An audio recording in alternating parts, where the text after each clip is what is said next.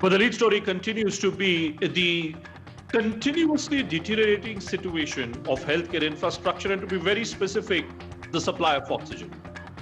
What we have seen today with chairpersons and top doctors and owners of some of the biggest hospital chains in India reaching out on social media, on Twitter, on Facebook, and thinking exactly how can they boost up their supply of oxygen? I can tell you in my adult life is not something that I had seen. I mean, just imagine when you have a Max Hospital going public with its appeal that we have only oxygen left for 2 hours. It's almost like an hourly countdown. Sangeeta Reddy, joint chairperson of Apollo Hospitals, last night was on our program and she was pointing out how difficult it was even for a group like Apollo Hospitals to get hold of the oxygen. What has changed today? Well, what's changed is this, that certainly the central government, the political establishment now has realized that this is a story which needs to be controlled today. So from creating green corridors, from putting escort vehicles to oxygen carrying trucks and tankers, all kinds of steps are being taken in. But those who are struggling for breath today, those who are hoping that these kind of containers should have come earlier, perhaps may not be that charitable to the authorities that be. The Indian Air Force is now being used to ferry cryogenic tankers at filling stations, containers that are filled with oxygen being sent to final destination by road. As you're looking at these pictures, and this is across India, in 20 states which have been identified, attempts being made to airlift oxygen and ensure that relief can be provided to those who really need it. The Delhi Chief Minister has made a fervent appeal to the Prime Minister. Between Mr. Kejriwal and Prime Minister Modi, there was a bit of a political tutu-meme as well, if you were to look at it that way, in course of a meeting which was being held today between top stakeholders and the Prime Minister. The Prime Minister had to pull up the Delhi Chief Minister for planning to score political points by relaying live a meeting which was taking place between all these stakeholders. Now, one could argue that what's the purpose of not going live also? Because if you're speaking to chief ministers, if you're speaking to top cabinet ministers, why should you not be? Why should we as citizens, why should you and I not know exactly what's going on? Mr. Kejriwal makes an attempt to the Prime Minister, makes a plea to the Prime Minister that his desire for more oxygen, his requirement of more oxygen should be met with. The Prime Minister simply tells him that all suggestions which are being given by him are suggestions which are already in place. The day began on a very, very sorry note, with reports coming in of 25 people allegedly succumbing due to lack of medical infrastructure at one of the leading hospitals in the national capital. And then there were a couple of other hospitals too who joined in and were trying to make this point that they required urgent help today. What is needed is not politics. What is needed is urgent help. What is needed is not just some healing touch. I mean, all this theory that let's all come together and let's fight shoulder to shoulder. Yes, by all means, let's fight shoulder to shoulder. But why should we not raise this question that why have we reached where have we reached? Ye kahan pahunch gaya? And if we have reached where we've reached, why should we not demand answers? Why should we not be looking for accountability? Is it a crime in this country to raise a question? For how long will we think in terms of building a great nation which ultimately has to be built on dead bodies? Which ultimately has to be built on the kind of problems that you, me, our friends, our well-wishers have to go through today? I got two special guests joining us right now. Let's figure out exactly what is the reality today. Dr. Devlina Chakravarty is the Managing Director of Artemis Global Life Science Limited Hospital in Gurugram. She's live with us. Dr. Harish is the Dean of MS Ramaiah Memorial Hospital. We'll be joined by Aris Sachdeva. He's the Chairman of an oxygen manufacturer of North India Oxygen Manufacturer Suppliers Association. Dr. Chakravarty, let me begin with you. Let me understand from you, since so much of focus these days is exactly what is the reality of the situation in the National Capital Region. Today I saw Max Hospital putting it out publicly that we cannot take any more patients till we don't solve the oxygen problem. How acute is the problem even today of oxygen? Thank you for having me on the show. And you would have seen my tweet in the morning. We have 3 hours of oxygen left. That itself talks about the acute situation that we are in. And it's not just Max or Fortis or Medanta. All of us are going through the same situation. And again, I say that the idea is not to sensationalize or politicize any of this. And as doctors, we are looking out for help. So the situation is acute, and so far, and I'm sure the government is doing enough to mobilize. And this is a situation we have been all caught off guard because because the infectivity. Can you hear me? Yeah, I can hear you. Go ahead. Yeah. So because the infectivity of the virus has been very, very high, its virulence is high. People are desaturating very fast and needing a lot more oxygen than what we saw in the first wave. Having said that, it's a day-to-day living for us. And every day, we get a supply, which is 1/3 of our original, where the demand is 5 times more. So every day we are calling up people to give us oxygen. Now, this is kind of adding to the fatigue of already fatigued healthcare staff. And it is really playing up on their morale. Not to say that patients, we are not able to take additional patients. Like today, we also stopped admissions because unless we have uninterrupted oxygen, we cannot work. We have also brought down the support on every patient. If they were at 94, 93, 94, today they are on an 88, 89 SPO2 support. So we are trying to rationalize. We have brought down the support, the SPO2 levels, which is being maintained on our patients. Every oxygen mask is now coming. We have added an oxygen reservoir so that nothing gets wasted. We are doing an oxygen audit the first thing in the morning to say how much is required and how much are we getting. So this is Where are you now? Where are you right now, Devlina ji? Where would you be right now? What would be your situation right now? What's the position of Artemis Hospital as we speak today? So as we speak, and thanks to all of you, we have gotten calls from the administration promising help, and we are hoping that we will get it sometime today. But today, completely our central oxygen cylinder is empty. We are managing with refilled cylinders as we speak, and we are hopeful for some help. Having said that, at the same time, we have reached out to private corporate and players. We have arranged logistics from our end to support, to get oxygen from other states. So this is what I'm trying to say. It is not just the demand and supply, and I have been reiterating in all my posts today that it is the logistics also. For instance, Chhattisgarh has a lot of oxygen, and a lot of steel manufacturers and other metallurgy people are happy to divert their liquid oxygen to us. But then they do not have tankers to get it to us. So as we speak, we have on a personal level arranged for a transport to come from there to supply us oxygen at 9 o'clock. Meanwhile, we are managing with cylinders and requesting people to give us 1 ton or 1.5 tons. Devlina ji, I'm just wondering if doctors have to be, who are anyways an extremely stretched and tense lot today, given the kind of infrastructure support which is required to be given to all citizens. If doctors now have to sit through oxygen audit, if they have to keep this at the back of their mind, how much oxygen do I give? Should I be cutting my cost here? Should I be cutting down my oxygen requirement here? It can't be a happy situation. But what has the Prime Minister been doing? What has the Prime Minister been doing? These are some of the steps, Devlina ji, and I just want to bring in K. Harish also into the conversation. The Prime Minister today has decided that 5 kg of food grains will be provided to 80 crore people for 2 months. So when the Prime Minister gave his address to the nation, he had used this phrase that please don't go in for lockdowns, because if you go in for lockdowns, then it will end up impacting the poorest of the poor. Once again, the Prime Minister keeping that political trajectory on very, very clearly. His one focus is completely on the poorest of the poor. Government says that we will spend 26,000 crores for this initiative. At the same time, the quota of oxygen to states is being increased. In Maharashtra, 1,661 metric tons. Uttar Pradesh, 753 metric tons. Haryana, 162 metric tons. Delhi, 480 metric tons. Dr. Harish, in Karnataka and in other southern states, I know the problem appears to be really acute when it comes to northern parts of the country. But have things stabilized as far as basic oxygen supply and demand is concerned in southern states, sir? So far, it is not that bad. But what happens in our hospital is we have an oxygen plant. That is a large cylinder which has a 20,000 kiloliter capacity. Whereas places which run on cylinders, we also used to run on cylinders for a few years ago. There the supply is a problem.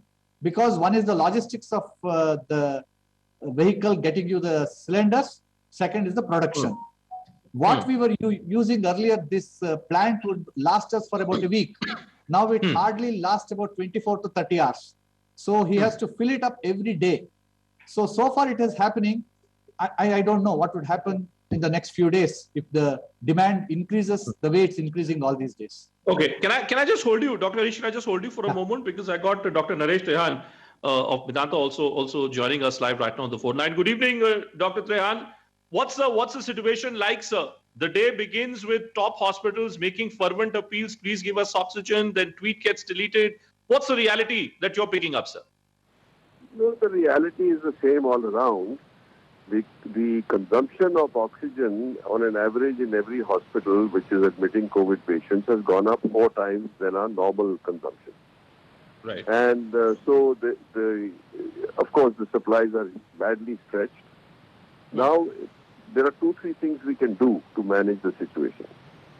One is, of course, increasing the production and availability of oxygen. The other is the proper distribution of oxygen. Logistically, it has to be managed in a very precise manner. And the second thing is what the hospitals and doctors can do. Right. We have to start using oxygen in a judicious manner. And I'll give you the example. That it is a popular belief which was created by us only, that if your oxygenation goes below 94, you go to the hospital. That's not true, because the actual body does not suffer at all if you are even 90, 89, but 90 is the cutoff point, which we say now. If it goes without anything, and the way the situation can be managed by the patient himself is by doing deep breathing, lying on the belly for 15 minutes to half an hour every 3-4 hours, because that helps the oxygenation to get better. And also do lung exercises, which are basically the pranayam of yoga, is very, very helpful in doing alom valom several times a day.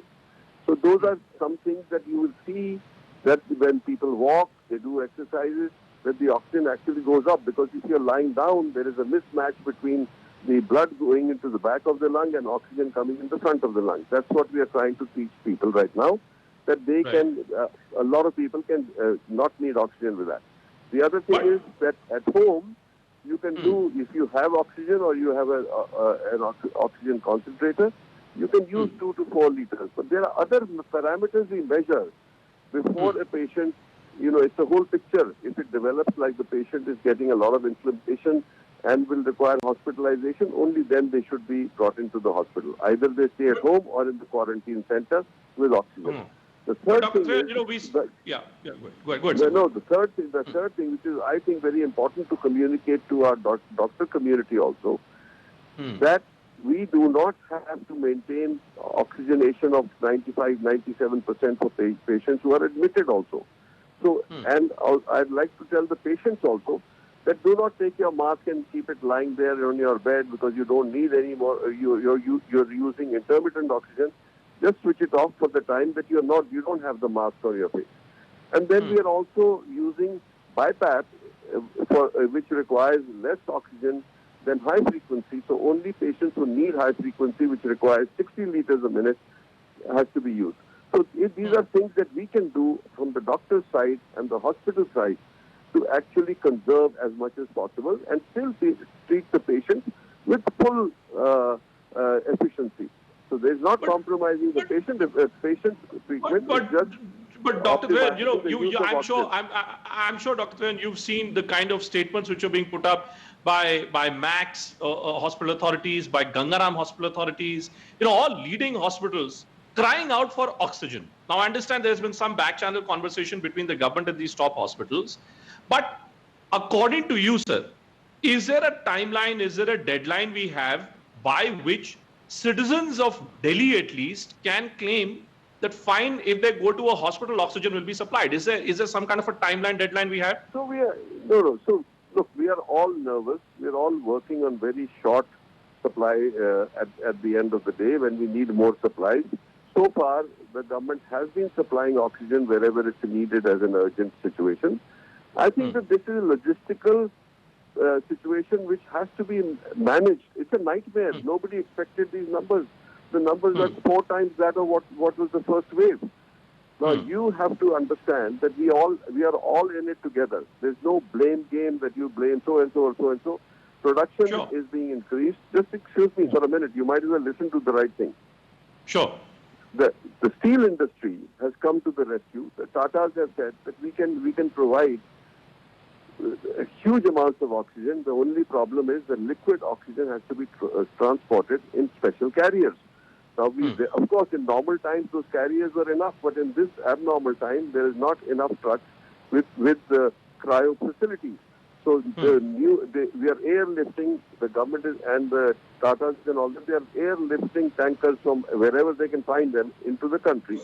So we have together, the people, the doctors, and the oxygen suppliers have to work together in a very fine manner to maintain the situation safely for every patient. No patient should suffer because they didn't get oxygen, and also the fact that we need to tide over the next 7 to 10 days when these supplies can be augmented. So 7 to 10 days. That's the point I was trying to understand from you, Dr. Trehan, because that's the most critical part. Are you saying 1 week's time from now, things will be far better from where we are as far as oxygen supply is concerned? Yeah, that is one thing. But if the numbers keep rising the way they are rising, the mismatch may happen again. But the point is, it's a continuous effort. We are all on the edge. We don't sleep at night worrying about when oxygen will arrive. So far, it's been everybody's helping. The police has been helping. The suppliers are helping.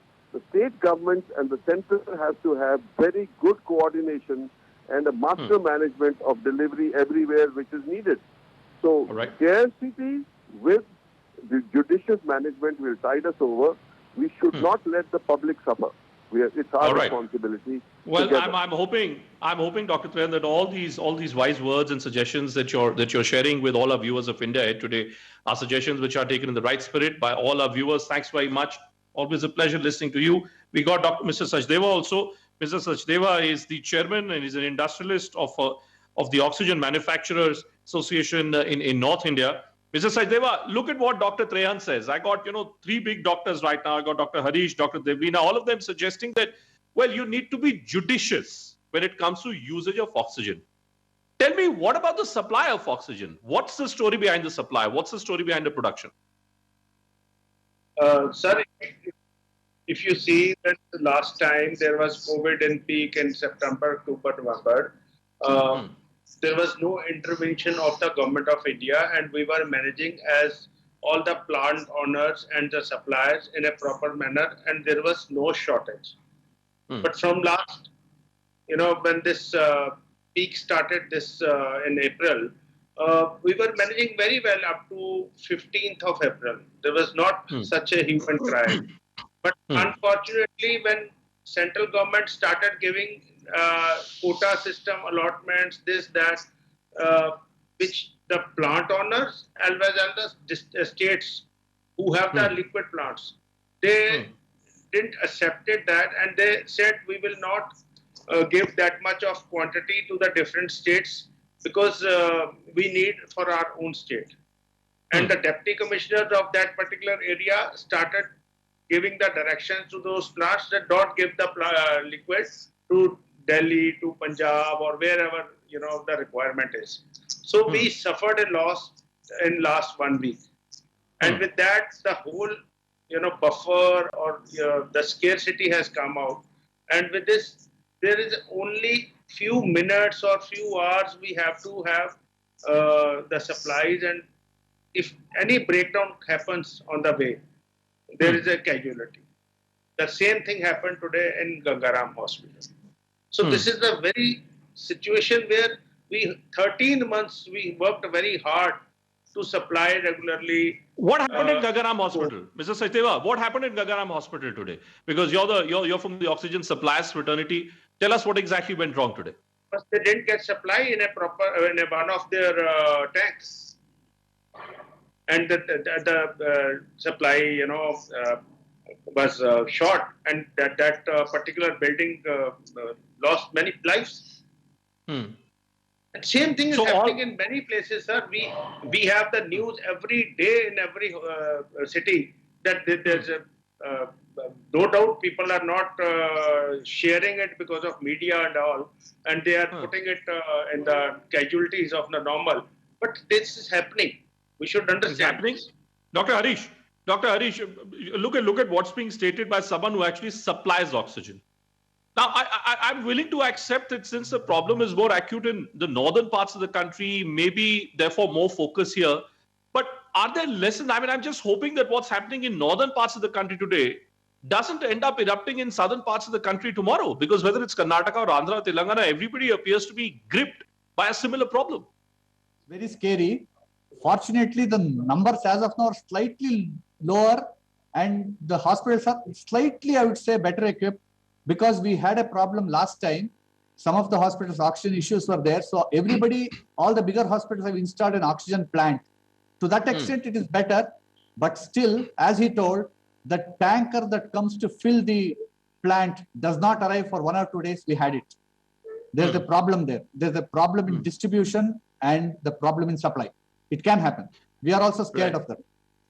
Right. Dr. Devlina, you were talking about this. You were talking about production being there, but a problem of distribution. I had the Chhattisgarh Health Minister T.S. Singhdeo on the program just a couple of days back, and he was saying that we are in a position in which we can distribute excess or surplus oxygen to other states which need it.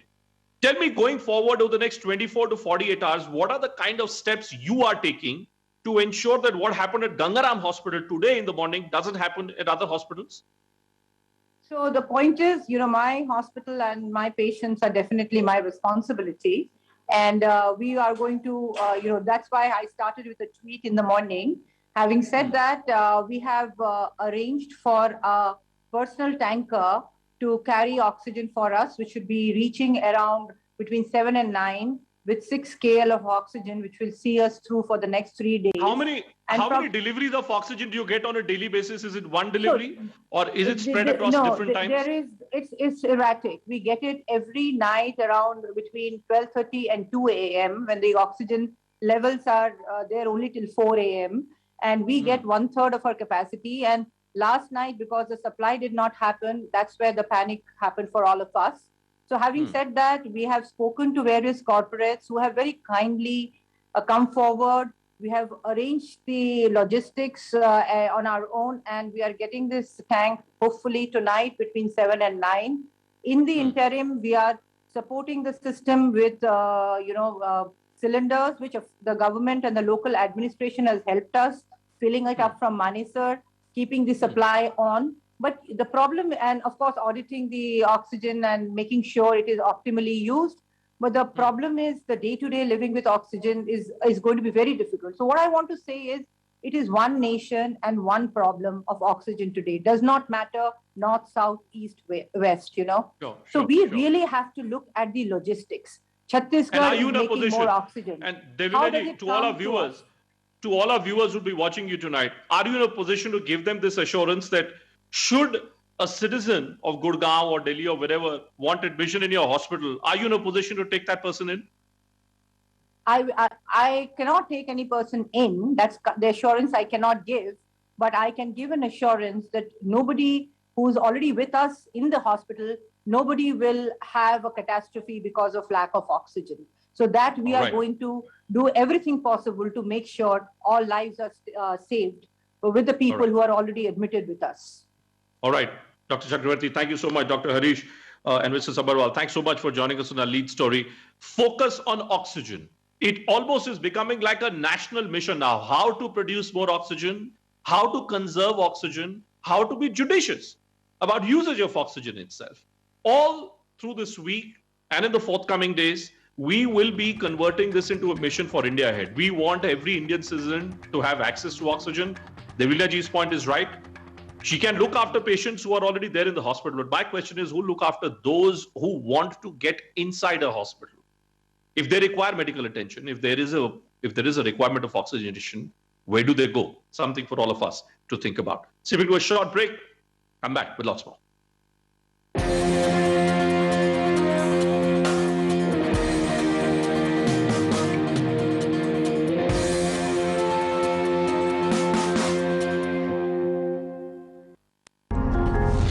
India Gas